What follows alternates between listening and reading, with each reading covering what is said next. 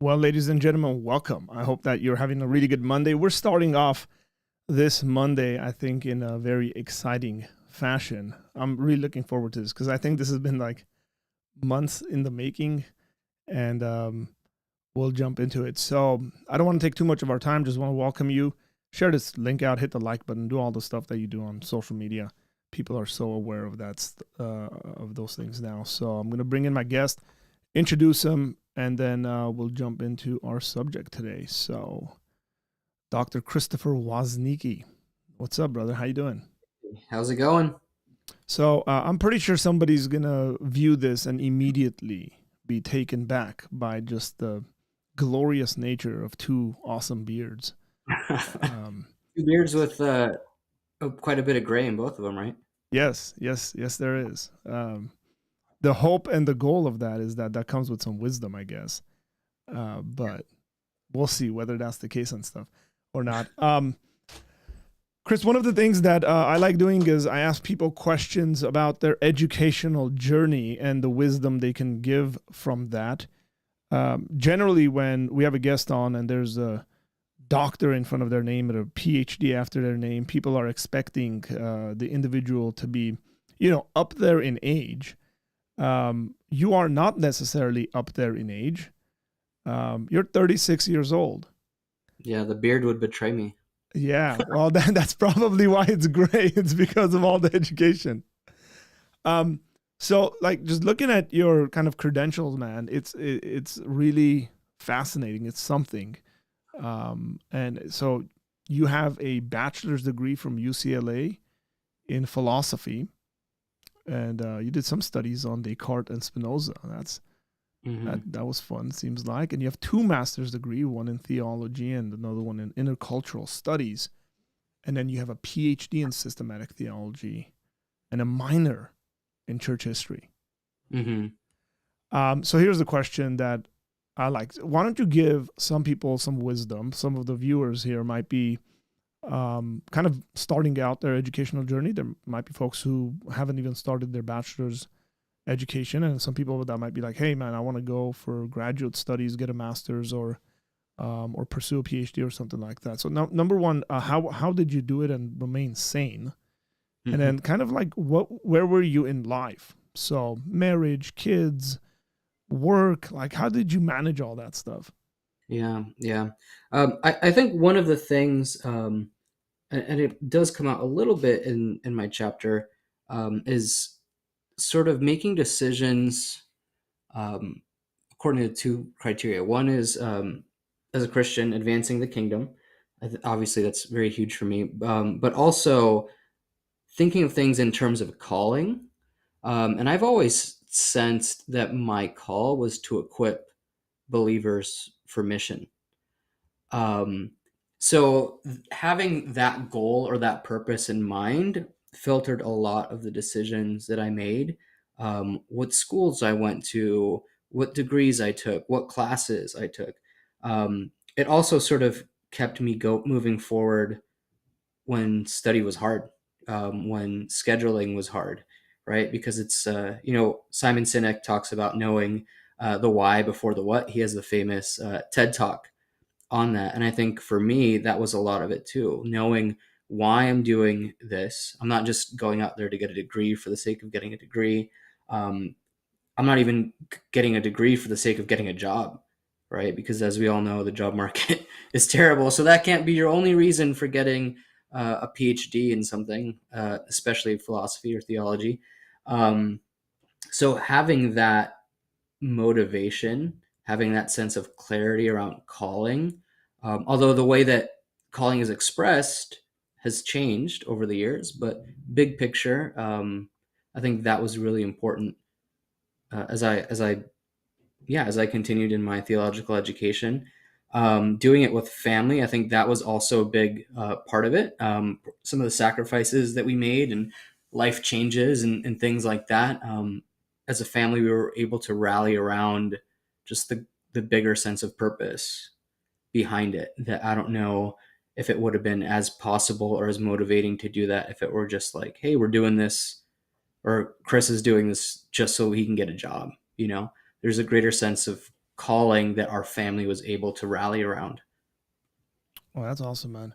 And so job wise, it's very interesting. Some of the stuff you do job wise. Tell us a little bit about kind of the works that you do. Yeah, yeah. So I'm all over the place. I still teach as an affiliate of Fuller, uh, teaching systematic theology, a lot of sort of the introductory classes that everybody has to take when they go to Fuller. I'm a research fellow at the Jonathan Edwards Center at Gateway Seminary, and that's a pretty sweet arrangement too, where I just get to do research and write and run a podcast on behalf of them.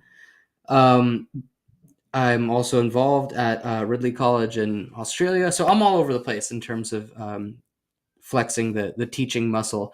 But my primary, would call it my primary occupation slash vocation, is I work for a ministry called Young Life, and I work in the training department. So I get to work very closely with newer staff, first and second year staff, at the local level, but also at the national level, developing some of our training content, and managing sort of training expectations and also learning. So, like, one of the things I get to do on behalf of that is I teach a systematic theology course for them, which all third year staff go through. And it's not just this like little, I don't know, fake systematic theology course. Like, it actually cross lists with Fuller, with Western, with TEDS, with DTS. So it's genuine master's level sort of training that they are doing. Yeah. Um, let me. So let's jump into the book. I think you have the book. I haven't purchased the book yet because I'm going to purchase it this week because I get some discounts at ETS. Yeah, yeah, we'll have them there at ETS, and I should mention that Hanover Press, which is the publishing arm of London Lyceum, which is famously the only analytic, confessional, and Baptist podcast. That's how it actually started. Eventually, started branched off and started doing a bunch of things, and one of those things is being a publishing house. So we have Hanover Press, which is one of the arms of London Lyceum. So actually purchasing the book is a huge help to us as we are a newish press. Just got our affiliation with the Association of University Presses, so that's a big deal for us. But yeah, this is one of our first things that we've put out.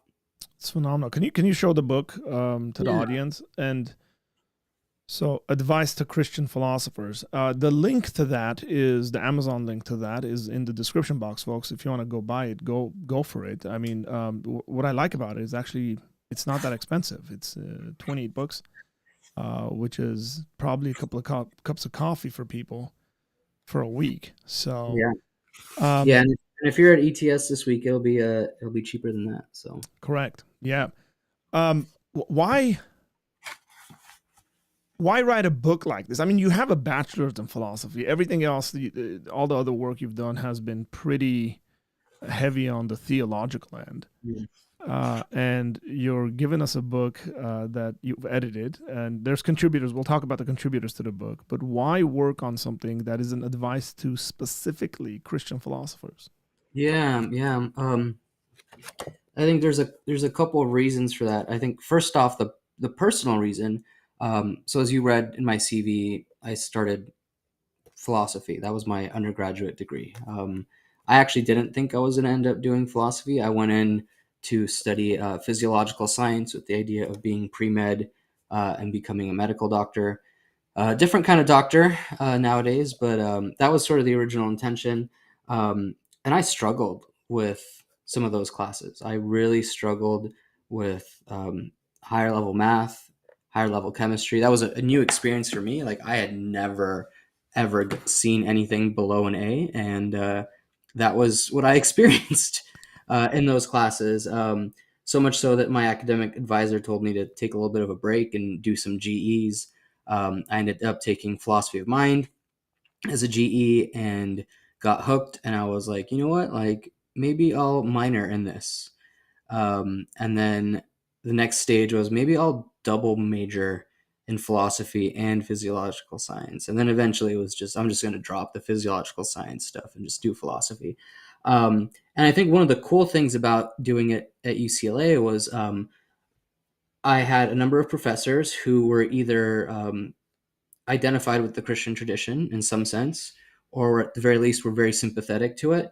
And I found myself in classes studying Aquinas and Anselm and Augustine, and then more modern Christian philosophers like obviously Plantinga and Peter Van Wagen, and even um, William Lane Craig in some of my metaphysics classes. So it was At like, UCLA.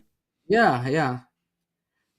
And obviously it was, so like one example was we would study Peter Geach on the Trinity, and not even in a philosophy of religion class. It was for a metaphysics class, Hmm. uh, but for the, not for the sake of the Trinity, but for the sake of how that allowed us to think of sorts. Um, so it was a, yeah, it was sorts and counting and numbers and all sorts of things related to the metaphysics of, I guess, counting. Um, so, so yeah, so I was in there in that setting doing that, and I found myself thinking like a lot of what we're doing is actually just like theology. Like we're doing a lot of theology in these classes, and it was just this like enlightening experience. It was an exciting experience.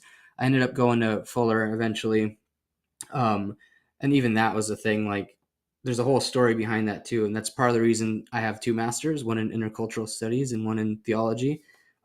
Partly because I was wrestling with my calling around that.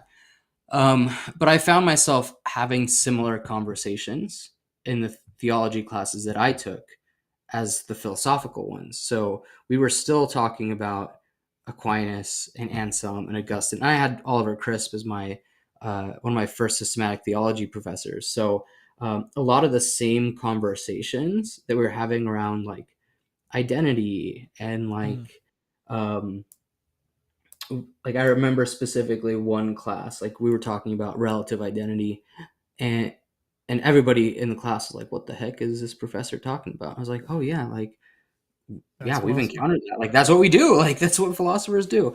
So it was this sort of blend of, at the end of the day, I am interested in theology, but because I sort of approached it from a philosophical side and not doing philosophical theology, I'm doing actual systematic theology with the philosophical sensitivities. I've always sort of stood around the fringes of it. So even at like the EPS meeting that happens every year, like I'm at the EPS like reception, even though I'm not a philosopher, right? But uh, I live in that world a lot, maybe even more so than the world of theology um, in some ways. Yeah, that's interesting because I got my bachelor's degree in biblical studies, so I didn't do much like theology. I mean, we did theology. Obviously, we had theology courses and did theology, but spent quite a bit of time in the text of the Bible, and then we kind of let biblical theology guide us in regards to theological development. And when I ended up at Talbot for my MA in philosophy, I realized that there's a lot of students that were doing philosophy without the basis. Mm. Um, like they didn't, maybe they hadn't dealt with the biblical texts Mm-hmm. as often. So there might be like a philosophical idea that's pretty interesting or whatever like that. For me, it would be like, well, that seems to be biblically incoherent or something like that. Like Mm-hmm. just the text doesn't teach it. So as a Christian doing this stuff, it's like, hey, we got to let the Bible kind of be the guide on it. And then if we can explain it philosophically, it was sort of the other way. And I found it so beneficial to my philosophy, but also I realized, man, like, what are beliefs? Like when you're doing epistemology, like what are beliefs and how does that impact? And then I was also a pastor. And so that impacted the way I dealt with people who were struggling with their beliefs.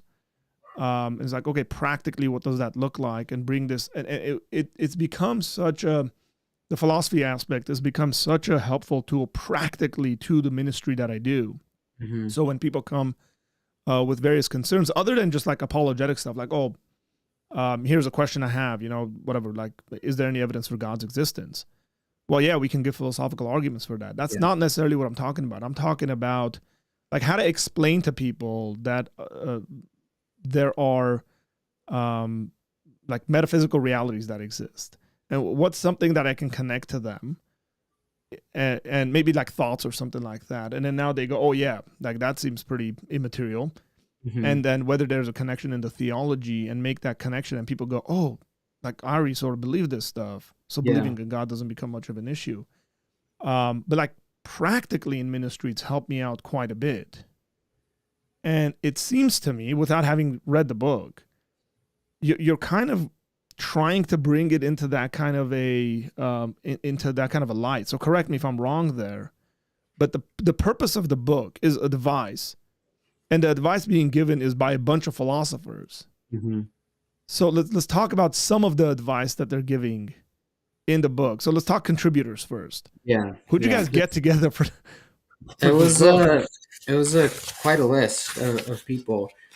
So we've reprinted Plantinga's Advice to Christian Philosophers. First off, I thought that was just fitting to be able to Yeah. reference it and not have to go dig up the journal of Faith and Philosophy. Um, Unfortunately, I would have loved to have him contribute something, or at least maybe give a introduction to it or something. But as many of you know, his health isn't great Yeah. these days, so that wasn't possible. Um, but we have Charity Anderson, whose main work is on divine hiddenness, and I believe she's actually giving the EPS plenary this year. So Charity Anderson, Michael Austin, William Lane Craig, Ed Fazer, Greg Gansel, Marina Garner, Paul Gold, Adam Green, Ross Inman, J.P. Moreland, Dolores Morris, Megan Page, Timothy Paul, Tim Pickavants, Joshua Rasmussen, Yoon Shin, Peter Vandenwagen, who updated his essay Advice to Christian Philosophers, um, and then Tom Ward, Greg Welty, myself, writing as somebody who's not a philosopher but cares about philosophy. Mm. Um, that's literally the title. From one who cares about philosophy but is not one of you. And then Eric Yang and Linda Zagzebski. So some of those names are like serious heavy hitters. Yeah. And you mentioned something, and we'll get into the purpose of the book. You mentioned something that you were at UCLA. And to Christian audiences, this sometimes doesn't make sense, but also to non-Christian audiences, sometimes they think Christians are like within their own bubbles and like nobody cares, or we'll get accused of like the extent of your philosophy is just apologetics work or something like that. Like Yeah. we'll get some people who aren't very friendly to Christianity who'll say, oh, like we don't take Bill Craig seriously or something like that Yeah. Yeah. as a philosopher. You were at UCLA and you said you guys were studying Christian philosophers. Um, and so what I wrote down here is that Christian philosophers have made their mark just in the philosophical world, where non-Christians, instead of dealing with, and again, it's great to deal with Anselm and deal with Aquinas and those guys, but modern philosophers need to deal with the stuff that Christians are writing. I remember, I'll preface this, I guess, question this way. I remember being at EPS, and I think it was J.P. Moreland who gave a talk, and he said, essentially, we need to do this sort of philosophy as Christian philosophers, where non-Christians are sort of forced to deal with the stuff that we're producing. Our philosophy has to be at such a high level, academically speaking, where they have to deal with it. And clearly that's what was going on at UCLA. I mean, you guys were dealing with this stuff. So what's the need? Why give the advice to Christian philosophers? There has been a resurgence, or I think Bill Craig says a renaissance in Christian philosophy over the last, say 70 years. Yeah. Yeah. I think one reason for the need is just the timing. This it's 40 years since Plantinga first published or delivered his address to the SCP, giving advice to Christian philosophers. So I think timing is perfect. I would have waited another 10 years, making even 50, but 40 felt biblical. So I think that, and just the reality of the fact that the world, and several of the essays kind of bring this up, the world of philosophy is not the same as it was 40 years ago. and the status of Christians is not the same as it was 40 years ago. And, Plantinga in his essay talks about, just sort of the problem of verificationism and just the old school sort of analytic hesitancy about like whether God talk is intelligible whatsoever, whether that can even have a truth value. So like that's the kind of things that Plantinga brings up, and obviously we're not in that space anymore, right? As you said, there's a bunch of Christian philosophers who are doing great work that's being recognized and interacted with by non-Christians. And a lot of those Christian philosophers are doing philosophy that's not even philosophy of religion, right? They're just doing Christian philosophy. So that was part of it. Part of it was sort of the cultural changes that have happened since it was written. I think the other thing was kind of just thinking about people who might have been in my boat, um, or who are in where I was, however many years that was when I was in college. Just sort of thinking through like, hey, I'm into philosophy. Like this is exciting. This is intellectually stimulating. Um, I'm a Christian also, and I want to serve the Lord with all the things that I do. So like, how do those things even fit together, right? I remember when I switched majors, I was actually going on a mission trip about the same time to Uganda, and I was sending out support letters. And I mentioned kind of just updates and mentioned that I'd switched to philosophy. And one of my old high school teachers uh, gave a check back to help support what I was doing, but also wrote back a note basically quoting Colossians, right? Be wary of man-made philosophy, and like just telling me to watch out for my faith and not to Mm. get off track with it. Um, so I think there's still that sort of attitude that's sort of left over, not as much as 10, 15, 20 years ago. Um, but I'm really writing to people who are trying to figure out what their relationship to philosophy is as a Christian. And that could be an undergrad who's in this major. That could be somebody who's thinking about grad school. That could be somebody who's doing philosophy for a long time, but is kind of in the stage of life that you usually get to in middle age, where you kind of try to figure out like, why am I doing this? Like, I'm showing up, teaching class every day. Like, why? Like, why am I teaching this class? Like, why am I even a philosopher? And think questions like that. I start out with just a quote about vocation. Mm. Uh, so this is Steve Garber. He writes quite a bit about vocation. He says, speaking of the word, it says it's never the same word as occupation, just as calling is never the same word as career. Sometimes by grace, the words and the realities they represent do overlap, even significantly. Sometimes in the incompleteness of life in a fallen world, there is not much overlap at all. So one of the things that helps me to think through is just um, there are people who are going to try to figure out like, is this a vocation, is this an occupation, is this a thing that I just do on the side? um yeah. Yeah, I guess the thought that comes to me is, what's the difference between a Christian philosopher and a Christian who does philosophy, if there is a difference, or a philosopher who's a Christian? Yeah. Do you uh, think there is a distinction there? I don't know, to be honest. I've wrestled back and forth with this question, and the different authors would have different opinions on that.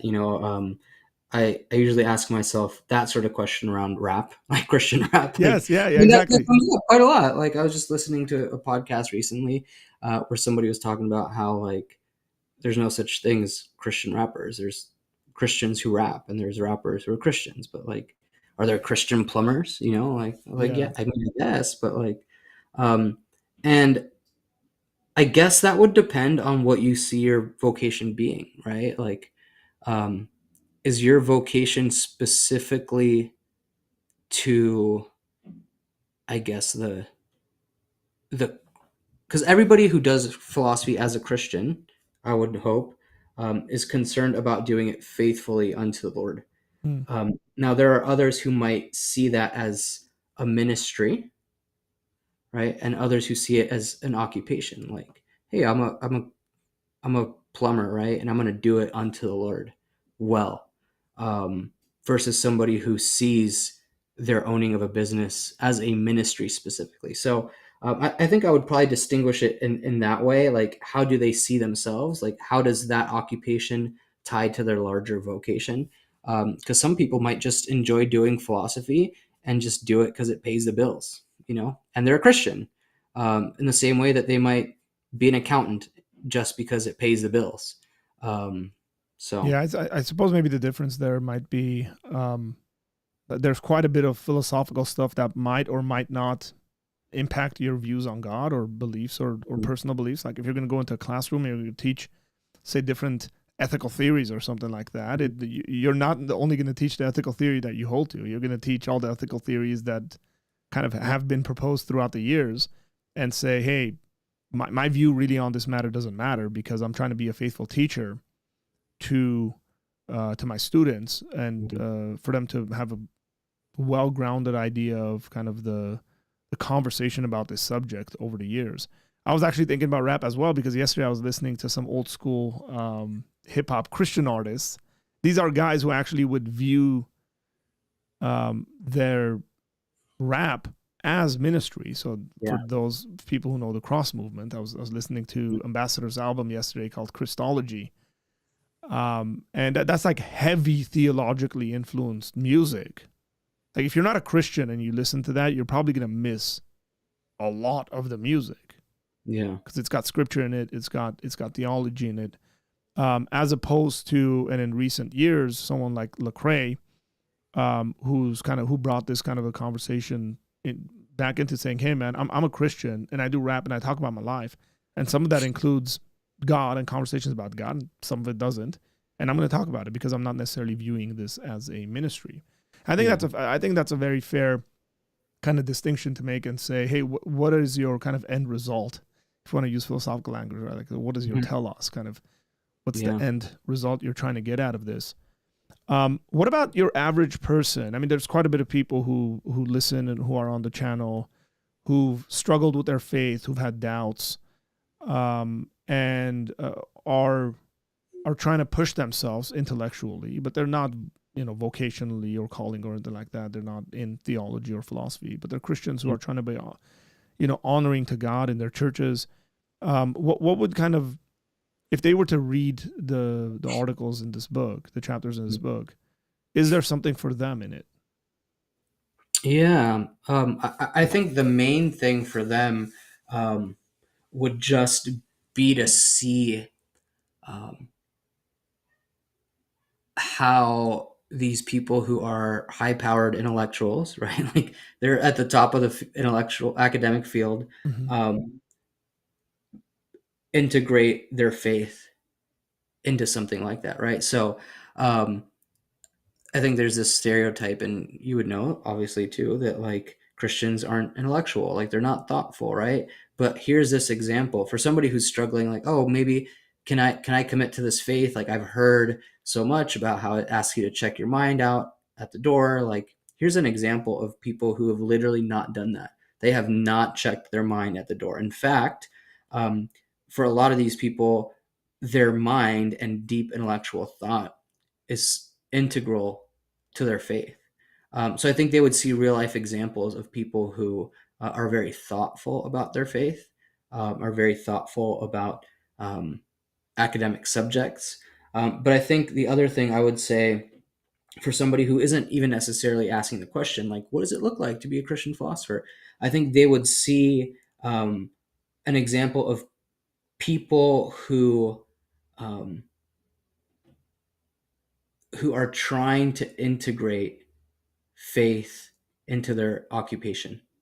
And I think that's just helpful for all sorts of people. Like um, I did college ministry for a while, right? So having mentors who were doing uh, accounting, right, as a Christian, that was really helpful to students who were thinking about like going into accounting after Mm. college.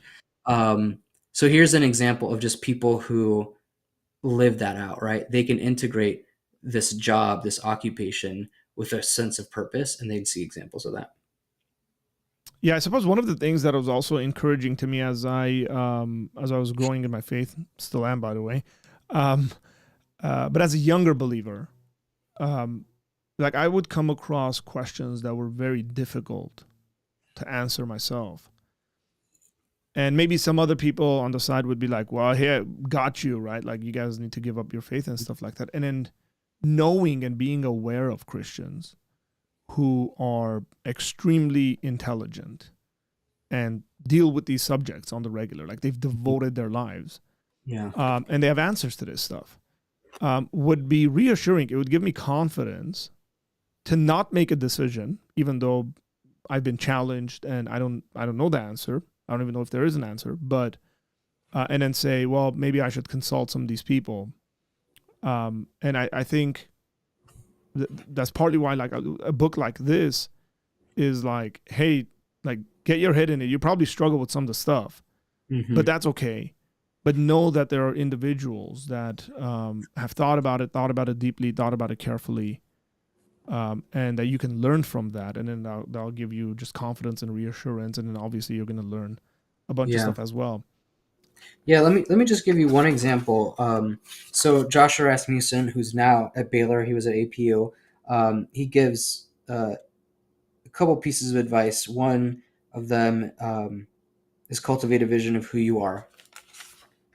Second one is enjoy your work. Third one is tell the truth as you see it, and the fourth one is do each project out of love for others. So he's thinking specifically about doing philosophy, but I think for anybody who's thinking about calling and vocation and how their faith relates to their occupation, like I think those are excellent pieces of advice that you don't have to be a Christian philosopher or thinking about Christian philosophy to appreciate and to get something out of it. I think even for me, like reading his chapter, it was very personally um, I got a lot out of it personally too. Is that I've been asking some of these similar questions of myself as Mm. of late. You know what I like about this book is that you, even though you're quite a bit qualified, you didn't set out to write a book yourself on Christian philosophy or advice to Christian philosophers. Because I suspect people would kind of look at that and go, I don't, yeah, he can make arguments, but he's young and all this stuff. And then the individuals you've gotten to participate and write in this are extremely seasoned individuals. I Mm-hmm. mean, some of them are, I mean, it's fair to say that they're kind of in the beginning of their journeys. I mean, look, Yeah, Josh Rasmussen is brilliant, but he's quite a bit younger, yeah, and he's produced really awesome work. But like, if you take that and you compare that to someone like Bill Craig or Peter Van der Wagen, that's it's got a good balance in there of kind of a mm-hmm. younger and older generation of saying, hey, here's what it's about. Here's how to do this well. And I suspect some of that stuff could totally be transferable to someone who's a mathematician or someone who is, again, a mechanic, in saying, what does that look like in my field? Yeah. No, for Um, sure. why do you not consider yourself a philosopher? I'm interested in this because I mean, look, I think everybody's a philosopher, and we can. It's not just me. That's the reality of existence, and we can get into academic Yeah. definitions and all that stuff. You Well, have a degree in philosophy. I would say that's probably why. It's the same reason I'm not a sociologist, right? um, I'm not qualified when it comes to the academic side of things. I'm not qualified to speak as an authority on that because I haven't been vetted by the academy, right? I'm not.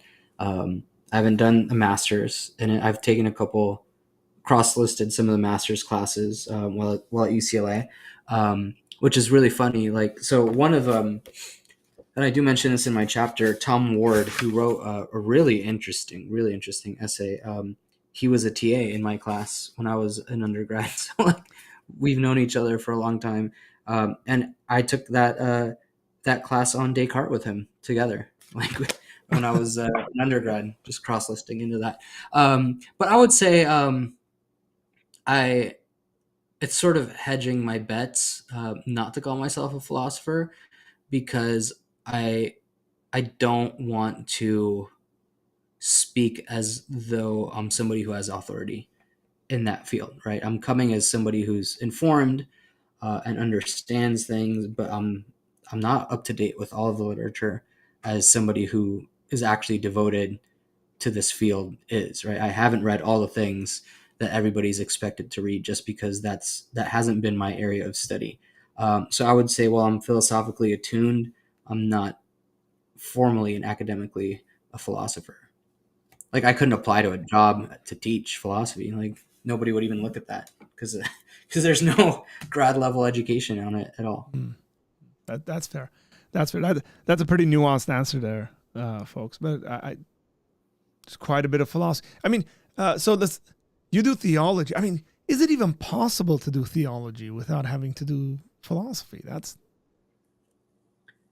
I personally don't think it is, although there'd be a bunch of people I know who do think they do it, right? Theology just yeah. becomes this proof texting. Like, what does the Bible passage say about this? Not even thinking about some of the philosophical assumptions that they're making, or the philosophical assumptions that maybe even the text is making. But Yeah. um, Or, I and mean, I don't think you can what, historically be informed either, right? Like, how can you engage in questions of, right, of, are humans like purely physical? Is some sort of dualism true? Is uh, some sort of trichotomism even true? Like, you see a lot of like trichotomy in people who just proof text sort of scripture. It's like, okay, yeah. is that a philosophically coherent position? And what are sort of the philosophical assumptions that scripture is making about these different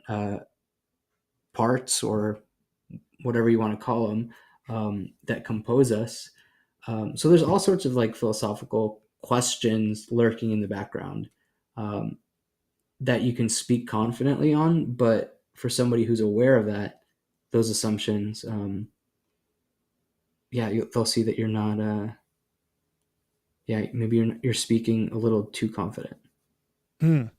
Yeah, that happens quite a bit. And I think that happens quite a bit in the church when it comes to just like Bible study leaders or even pastors who make statements that have philosophical implications.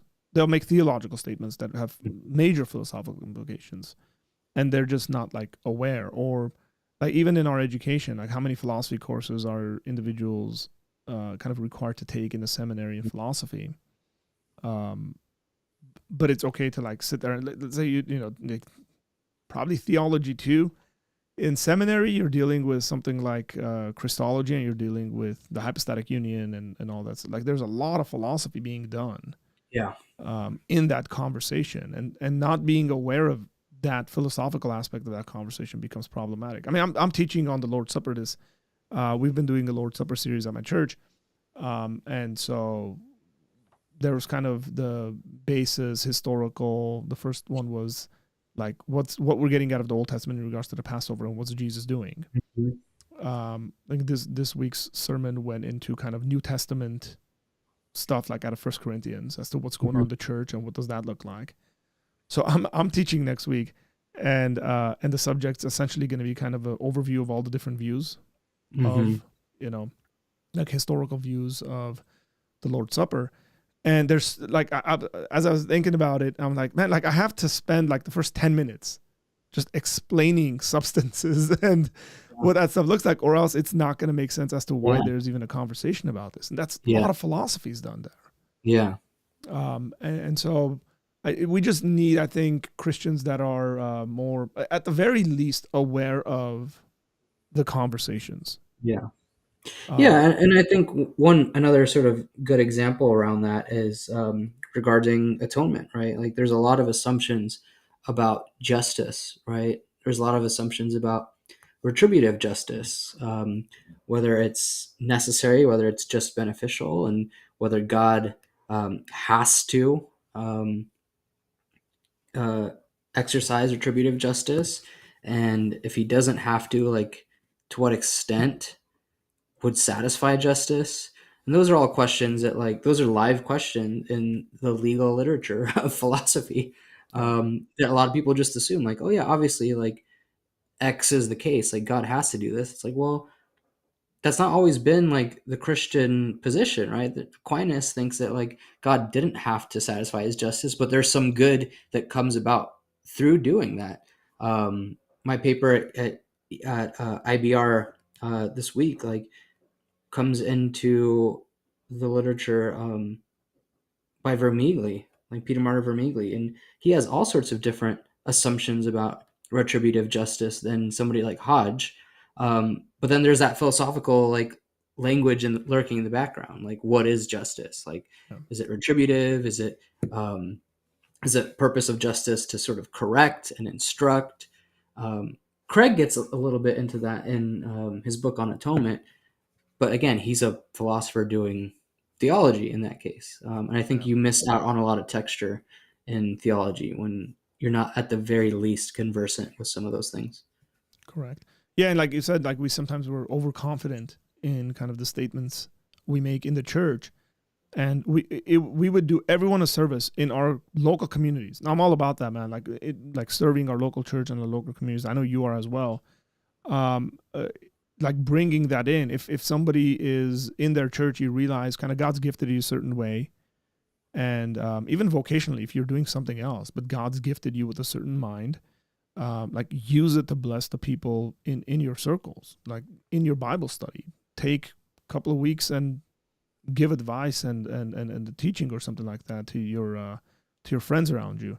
I remember when I was finishing school, I was thinking about pursuing a PhD in philosophy and stuff like that, and I I'm all on with you. Like just getting a degree for the purpose of getting a degree is a complete waste of time. Or be like, look, I have a PhD. Yeah.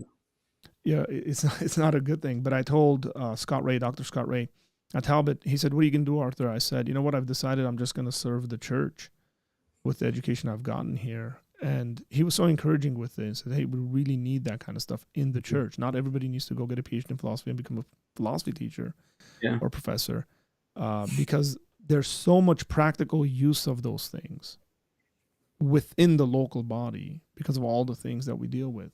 So with that, I want to say, like, as you've edited this book and um, kind of read everyone's papers and all that stuff, kind of like, what are the things that have like stuck out to you, kind of jumped out, and you were like, man, that's good stuff. Yeah. Yeah. Um, I think there's different levels of that because of the variety of essays in this book. Some are more sort of personal, reflective, and pastoral, and some are more technical. So, for example, Adam Green's is pretty technical. Greg Welty's is pretty technical, um, sort of looking at Plantinga's program, and I think it makes a genuine contribution to the literature on Plantinga. I mean, not all of them do to a certain extent, but this one is specifically sort of making some arguments about how to read Plantinga and his overall project. So that's pretty cool. But yeah, I would say in terms of categories, Joshua Rasmussen's was just personally helpful. Just the way that he thinks about vocation. It was just so practical in terms of for somebody who's thinking about like, what am I called to do? How am I called to serve the Lord? Um, excellent advice there. There were a couple of others that were really food for thought. I think one of them is actually Tom Ward's essay.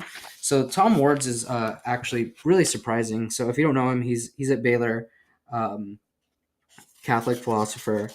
Um, actually just wrote a book on Stoicism and Mm. has been getting a lot of traction around that, but it's pretty cool. So one of the things that Plantinga talks about is, let me see, let me quote him exactly, Plantinga exactly over here. Um, so he gives three pieces of advice. First is this is Plantinga. Christian philosophers and Christian intellectuals generally must display more autonomy, sort of more independence from the rest of the philosophical world. Second, Christian philosophers must display more integrity, integrity in the sense of integral wholeness or oneness or unity, being all about one piece. And then third, uh, Christian courage or boldness or strength, or perhaps Mm. Christian self-confidence. We Christian philosophers must display more faith and more trust in the Lord. We must put on the whole armor of God. So Ward actually goes after the first one, and kind of disagrees with Plantinga about sort of the independence. Um, so I'll read what he says. So he says on page 182, but Plantinga also articulated a conception of philosophy that's amenable not just to Christian philosophers, but to philosophical members of any group that has pre-philosophical opinions. They, at first glance anyway, have as much a right to do philosophy from their own perspective as Christians have the right to do philosophy from theirs. So that's one of the key parts. It's like, hey, you're Christians, like do Christian philosophy. In fact, over the last few decades, there's been a proliferation of philosophy done explicitly from various identities or perspectives or standpoints.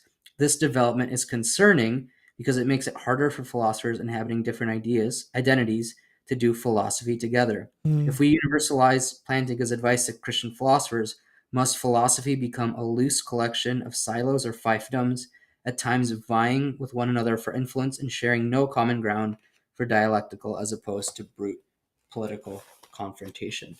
Wow. So he specifically talks about the DEI turn in philosophy, and how DEI, as maybe the goals behind DEI are something that uh, people could get around without necessarily getting behind DEI as an administrative sort of, I guess, set of rules or initiatives. But one of his concerns is that the some philosophers who are driven by that as their sort of goal, um, undermine the very project of philosophy, because it's no longer sort of seeking truth in and of itself, but rather it's allowing this ideology to drive the philosophy. Um, so he's concerned a little bit too with like, hey, um, somebody who has a different ideology could just take Plantinga's advice and run with it. Um, and what do you get? Like if they, like if they have enough influence and the overall university backs that, then that sort of becomes the standard, right? There's no longer any sort of room for conversation around these topics. So it was really interesting. Phaser has similar concerns with Plantinga's sort of. Um, I think it sort of boils down to Plantinga's reformed epistemology. Phaser has some concerns about as well. But they're all birthed out of, really, they're birthed out of Plantinga's Kuyperian vision of what the academy is. Is So one of that, the yeah. for folks that might not be aware of some of these names, one of the interesting things that is in the book as well is that you have both Protestant and you have Protestants of all kind of Mhm. variations in the book, Yeah.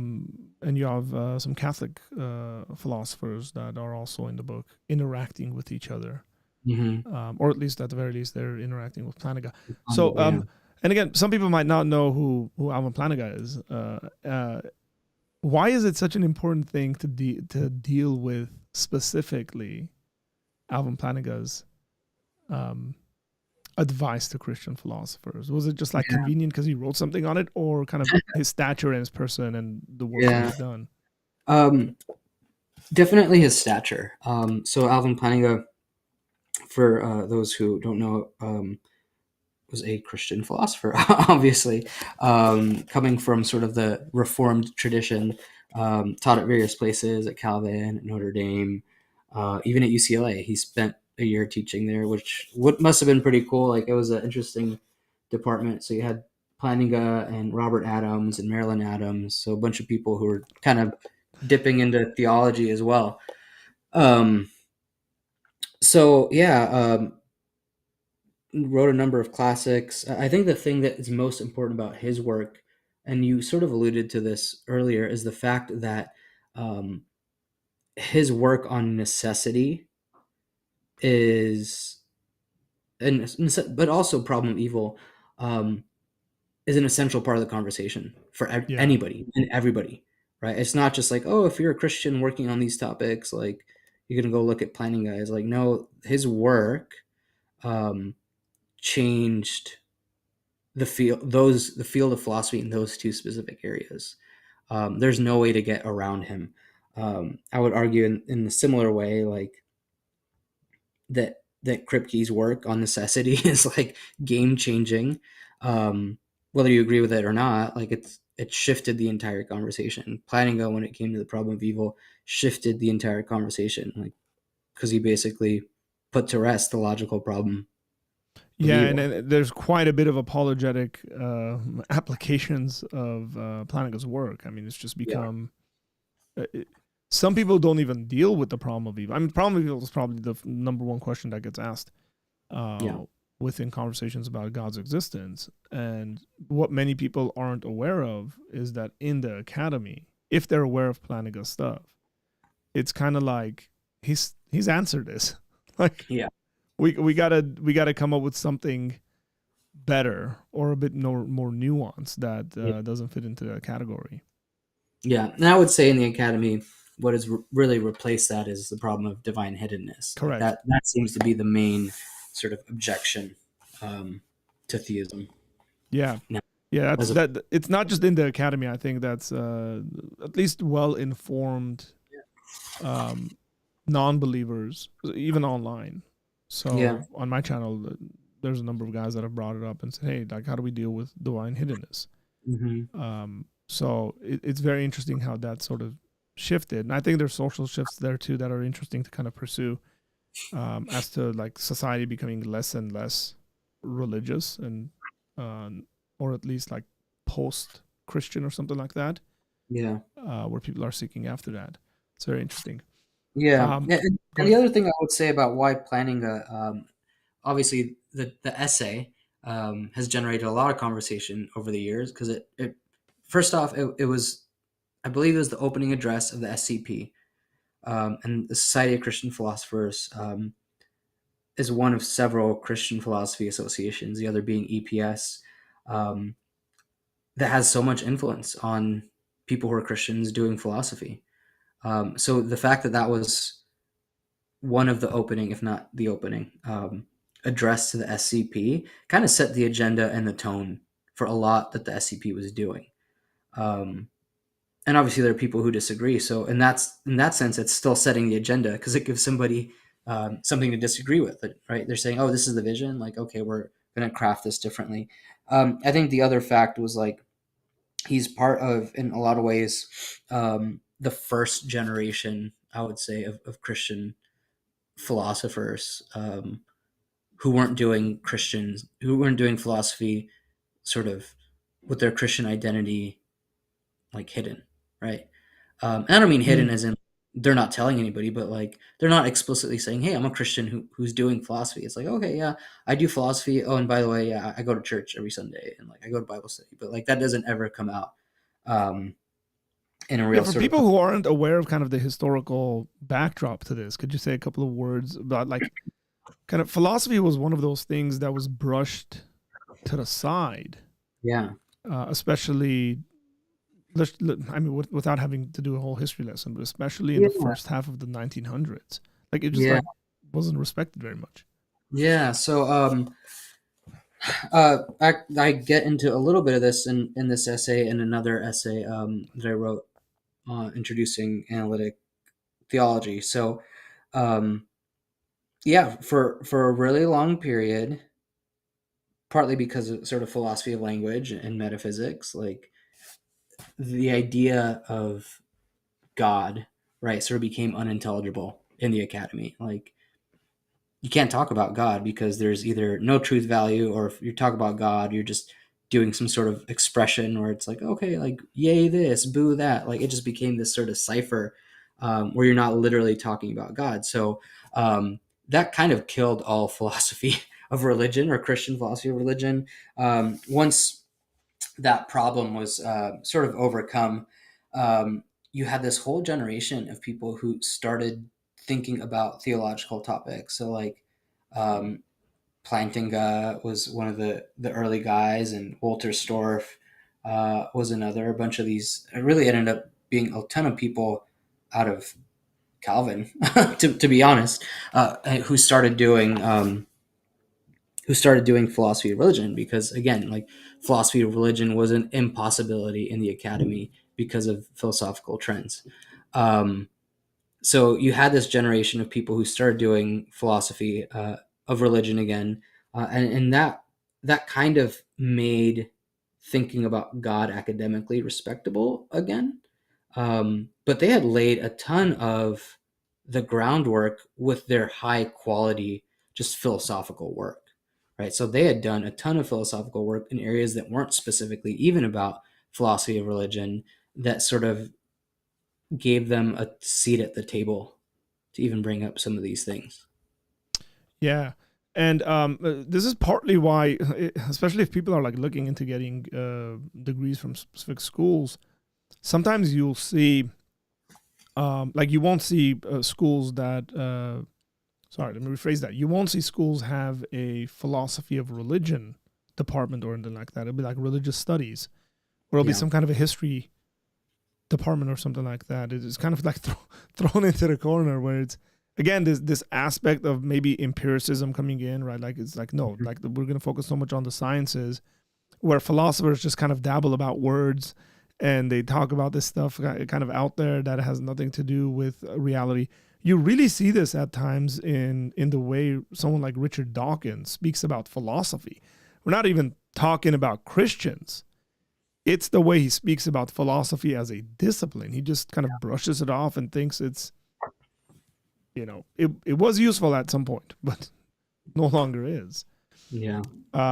Michael Ruse, who just recently passed away, who was not a Christian, has a really good video where he's speaking about this and talking about like maybe there's some turf war here in regards to philosophers and the scientists. Like, no, philosophy ought to be respected and in the conversation. And again, that's really important for us to know as Christians. And I don't like using language of like lay people or whatever like that. Mm-hmm. That's extremely unhelpful. But Christians, if you are interested, number one, if you're interested in your own personal walk with the Lord and growing in these things, like it or not, you're going to deal with philosophy and philosophical ideas. Again, it could be your coworker asking you something like, hey, if God is so real and exists so much, how come he hasn't made himself like more obvious? That's a divine hiddenness question, right? Or if it's, somebody who you know very well who's saying, well, hey, if God's so good, why is like just the world kind of chaotic and all this evil, and why do I have cancer?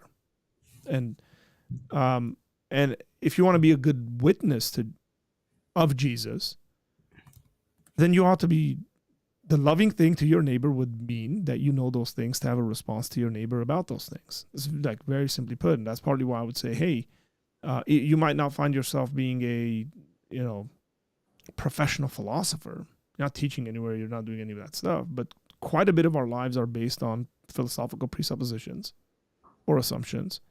And so a book like this will be definitely very, very helpful to you. I don't know if there's more comments you want to make about this. There's at least one question that's come in that's a more personal question about you, but and then if there's more And questions, yes, I we can was. do that. Go for it. I did teach at EBC for a couple of years when I There's was the working answer. master's degree. So I think another sort of relevant thing to sort of where the academy is today is actually Adam Green's essay, another philosopher who came out of who was at APU and then recently moved to University of Oklahoma, which I guess has a pretty robust philosophy of religion presence there, right? With Eugen Nagasawa there and Adam Green and Linda Zegzebski was there before retiring, and I know she's still sort of present around the department. But if you're interested in doing philosophy of religion, there are worse places to do it than there. But one of the things that he talks about, so he actually brings up two things. One is context collapse, and the other is ideological capture, and how those are two issues that are affecting the way that people are doing Christian philosophy. So context collapse is essentially, as the word would make it sound, that so much of dialogue and conversation today is absent. It loses its sort of contextual texture. So think of like a tweet that somebody puts out, right? Somebody puts out a tweet that could sound a little bit controversial. It's like, well, there's no context to that Mm. tweet. It's just 140 characters or whatever, right? So that can that is a feature of discourse in general nowadays, not even just Twitter, right? Like people will take a soundbite off of the news and make a whole thing about it. Like I was just on Twitter the other day and somebody made a statement about Christology, and people were jumping in on that statement, like saying, oh, this person's a heretic, this person's not a heretic. It's like, well, you can't have that much texture in 140 characters, right? And people were like, if you don't denounce this like heresy now, like you can't even be a pastor. Like people who are like who should know better were saying things like that. Mm. Um, so one is that. So the idea that like you can say something and because of the lack of context, it can blow up in negative or positive ways, makes doing philosophy really hard, especially when you're interacting with a wider audience. And the other thing that he brings up is ideological capture. And that's exactly, again, what it sounds like. It's this idea that ideologies, the strength of ideologies in determining the sorts of conversations that can happen within the academy. And he gets into some of the technical side of it and some of the other literature around it. But I just thought that that was really interesting, that these concerns that we see as a society as a whole are affecting the kind of work that Christian philosophers can do. Because a lot of times Christian philosophers inhabit these secular spaces. So those are two things that people should be aware of if they're interested in doing philosophy at the academic level, and especially in sort of secular spaces, which I know a lot of people do end up doing philosophy in those sort of settings. Yeah, and again, like it goes back to this idea as well of like not having to shy away from being a Christian in those contexts. Yeah.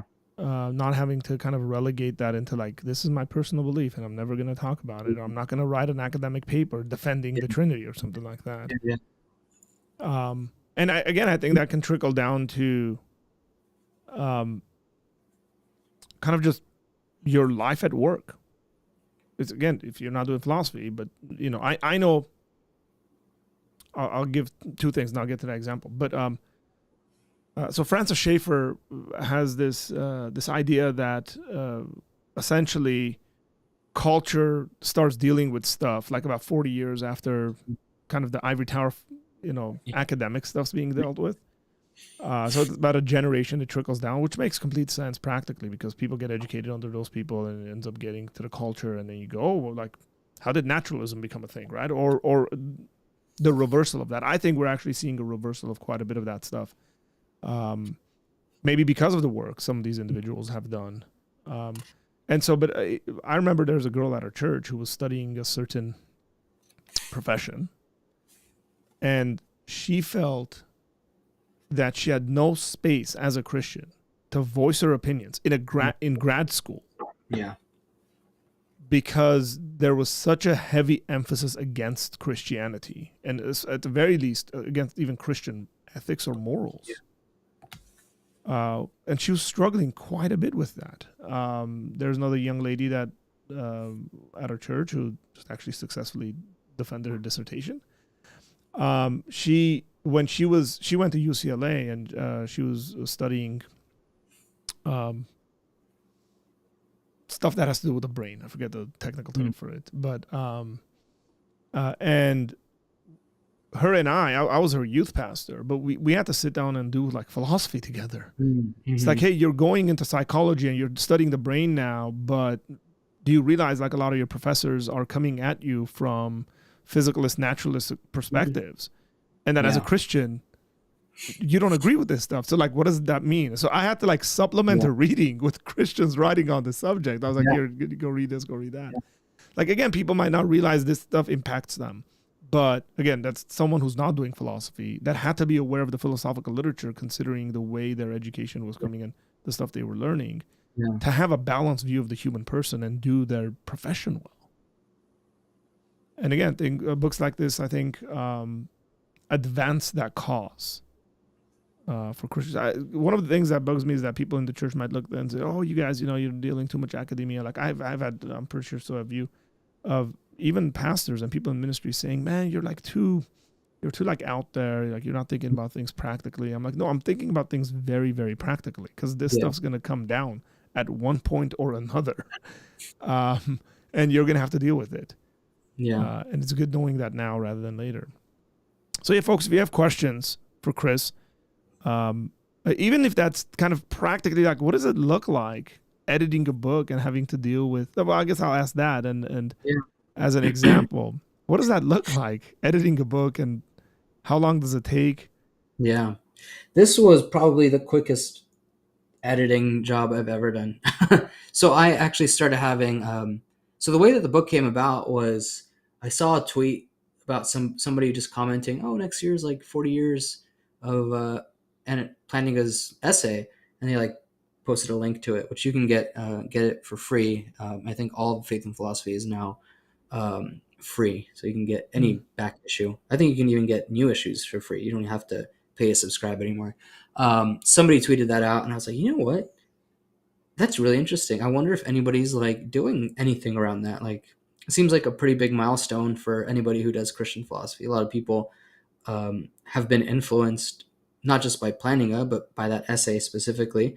Um, so I saw that, and I was like, you know what? Like, talked to one of my friends at London Lyceum, Jordan Stefaniak, who kind of heads a lot of heads the thing up as the president of it.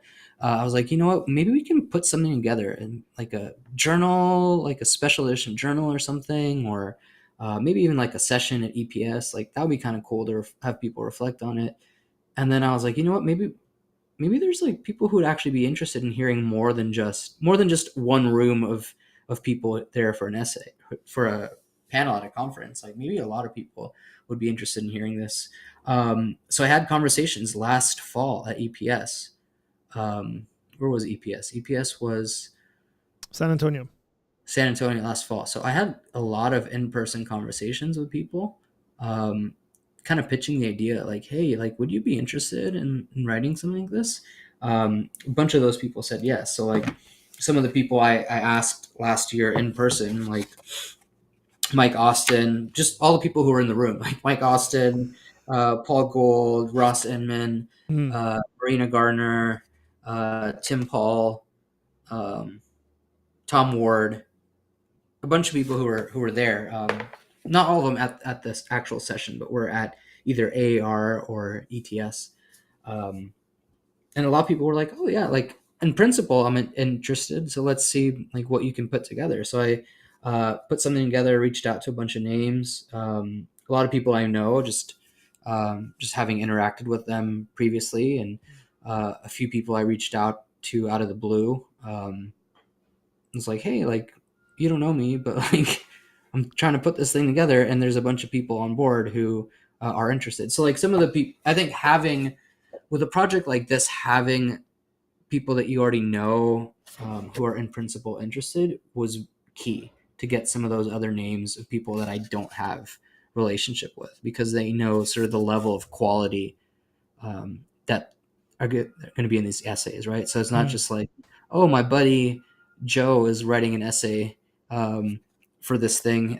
Peter Van Wagen, do you want to contribute to me and like three friends who are like go to a youth group together? You know, like that sort of a Yeah. thing.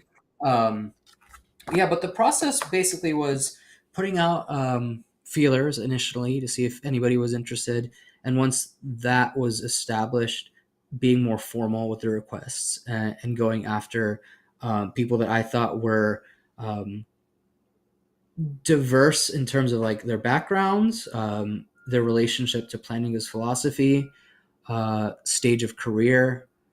I just wanted to have a bunch of different types of voices because I Yeah. thought that somebody who picks this up might identify with what one person is saying more than another, and if we can give them a piece of advice, then that would be great. So, In a um, project like this, Chris, yeah, how much editorial power do you have about specific articles? mm, Right. Like um, so, okay, like Bill Craig yeah, writes his and sends it in, Yeah. and you might not like a couple of paragraphs or something like that. Do you just generally like write back and you're like, hey, Bill, thank you very much. Like this is great, but can you take out these two Yeah, paragraphs? you can you do have that ability, and I've worked with Craig before on some other things that he's contributed essays for me in, but yeah, I this book was a little bit interesting, right? Because um, some of them, as I said, were more technical, and they're actually presenting like arguments, Yeah. engaging with academic literature.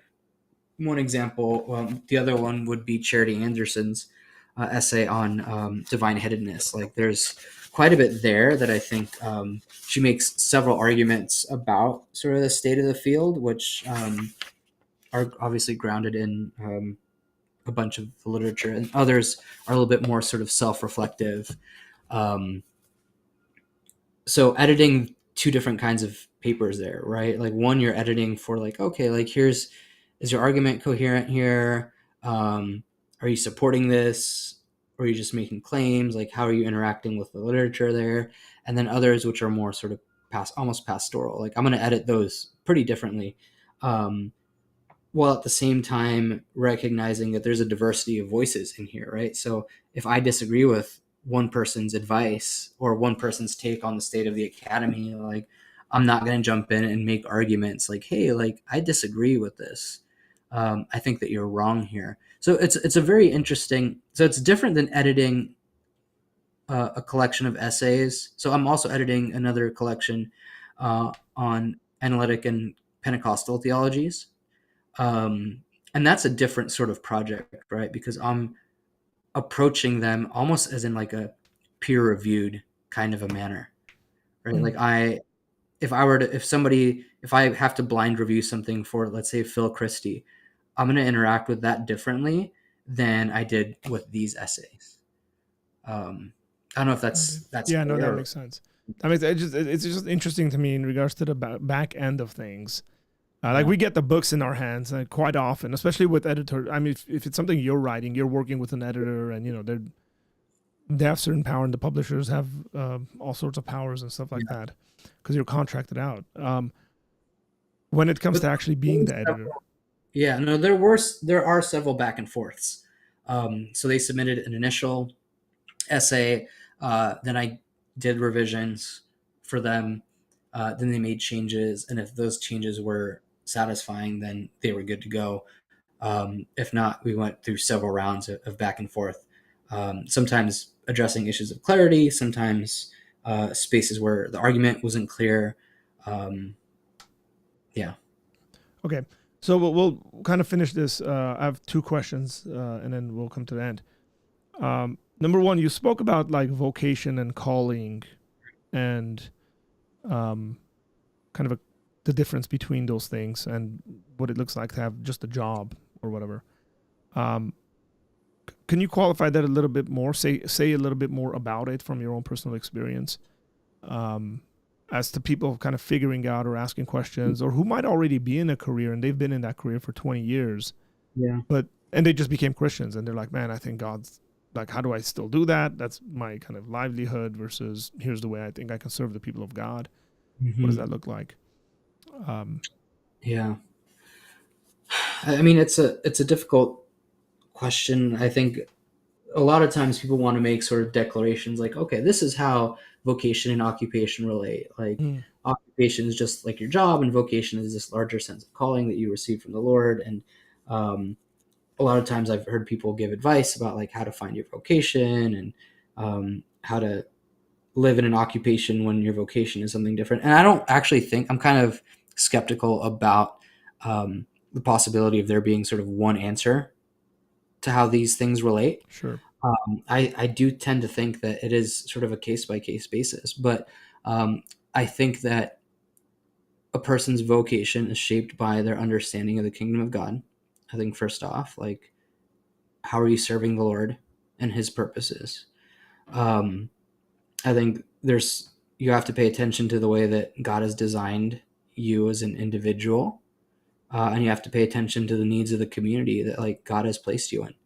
Um, I think all of those things factor into what your understanding of your vocation is. So, like, to give an example, philosophy can contribute to the Lord's purposes and His kingdom.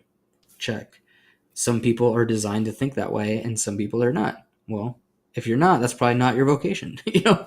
And then, is there like an actual need for this thing? It's like, absolutely. Like, you've identified that your channel is part of addressing that need. So I think you can have that in place, like a sense of like what your life is all about. And if you can integrate that with your occupation, that's great. Like, that's an awesome thing. Not everybody has that. Not everybody's going to have that possibility. But if you still have that sense of like, okay, here's my vocation. What can you do given the, I don't want to say constraints of life, but like the realities of life? What can you do to carry that out?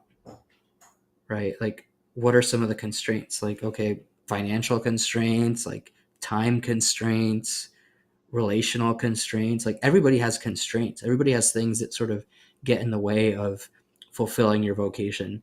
But what can you do to move towards that calling with those as a reality that you have to face? I think that's kind of what I would say. Like, it's not like, oh, maybe some people's vocation just is their occupation. Maybe some people's occupation gets in the way of it. It's like, maybe, but that doesn't mean quit your job and like go pursue this vocation. Like, you just have to figure out how can you be effective in whatever the Lord has called you to, given the realities or constraints that you're dealing with. Amen. Question has come in. What are your top 3 books that you recommend for those just starting to take an interest in Christian philosophy? This one right here? No. Let's say that one's a bonus. So 3 other ones, and then that's a bonus one. Yeah. If you're just starting out, I think Swinburne has a series of little books where he sort of, I don't even know all the titles of them, but there's a bunch of them where they sort of are popular level introductions or versions of his more technical books. So I think there's one, it might be called Does God Exist? I think that's what it's called. Maybe not. Fact check me on that. Okay. So stuff by Richard Swinburne. He has a bunch of popular, accessible versions of his more technical things. Dolores Morris has a book that just came out, and she actually contributed a chapter titled man, where'd it go? Philosophy is Christian Service. So she wrote a book not that long ago called Believing Philosophy, A Guide to Becoming a Christian Philosopher, which is a great introduction. Ross Inman's book is also, which just came out. Ross. It's sitting here. I have it. You have it? It's sitting on my... Okay. Yeah, there you go. Christian Philosophy is Way of Life. One of the guys at my church went through this, and he was just fascinated with this book. And the reason why I mentioned him is because he doesn't have a philosophy background, and he just loved this book. And it's not a difficult read. It's a great book. Yeah. So Swinburne's Is There a God? Okay. I think, and actually, Tom Morris's book. Where is it? It's his book on perfect being theology. I think is a really interesting and helpful introduction to doctrine of God, but also just what like philosophical theology looks like. Let's see, what's the title again? I don't want to get the titles wrong because then Our Idea of God. That's a really helpful one. There you go. You can always rewind that and look at it. Tony, I keep getting Tony in trouble because I keep recommending books and he keeps buying them. So I'm not surprised he asked that question. Jimmy says, I had a question about vocation that may be divisive. in the faith, but I feel it may have been answered in the conversation. Hmm. Okay. So, Jimmy, if you want to drop that, you can, if you want to. What would your advice be to Christian philosophers? Now, I know you Mm. wrote an article on that, but Yeah. So my advice that I actually gave in the essay was just do philosophy, which is a weird piece of advice. don't complicate it, philosophers. Just do it. Well, I mean, I was writing it as somebody who does analytic theology, and one Yeah. of the metaphors that I use, or not even that I use, is Augustine's metaphor of plundering the Egyptians, right? So he has the whole section. I mean, I can read the specific quote, but so he has the idea of like um, what theology does is it plunders the Egyptians when it comes to philosophy. Let me see if I can find the exact quote here. Yeah, I don't see it here. But yeah, basically the idea of like drawing from the best of philosophy in general. And Augustine, oh, here it is. It says the Egyptians possessed idols and heavy burdens, which the children of Israel hated, and from which they fled. However, they also possessed vessels of gold and silver and clothes, which our forebears, in leaving Egypt, took for themselves in secret, intending to use them in a better way. In the same way, pagan learning is not entirely made up of false teachings and superstitions. It contains some excellent teachings, well suited to be used by truth, and excellent moral values. A Christian therefore can separate these truths from their unfortunate associations, take them away, and put them to their proper use for the proclamation of the gospel. So that's what Augustine says. So I sort of riff on this metaphor that, like, he talks about gold and silver vessels, Mm, right? And a lot of theologians would say, like, okay, like, what are those? Like, the gold vessels are probably philosophy of like religion, right? And we've seen a ton of theologians appropriating and interacting with philosophy of religion. But there's also these like silver vessels, and the silver vessels are just philosophy that is not directly theological, right? So my encouragement was Christian philosophers go and do philosophy that's not strictly theological, even stuff that's not philosophy of religion, because as an analytic theologian, that's the stuff that I interact with. That's the stuff that provides me sort of food for thought when it comes to things like atonement. Like, what's the nature of punishment? Are there necessary and sufficient conditions for punishment? um, some of the writers that have sort of influenced that, like Joel Feinberg's work, has been really important for my work on the doctrine of atonement and penal substitution when it comes to the concept of punishment. But that's people who aren't strictly doing philosophy of religion. So my advice is, don't just be drawn to doing philosophy of religion. Like, go do philosophy that's not strictly yeah. theological, because I need that. Like, there's other people in this community of faith that need you to keep doing that. Amen. Or if you're going to do philosophy of religion, you might even consider just not dealing with Christianity, like dealing with philosophy of religion in the broad sense of the Yeah. word. So you're dealing with different religions and their conceptions of God and what that means and how, and not necessarily doing it for apologetic purposes, like Yeah. just doing it, just do Yeah. it. I guess that's really good advice, man. I think that's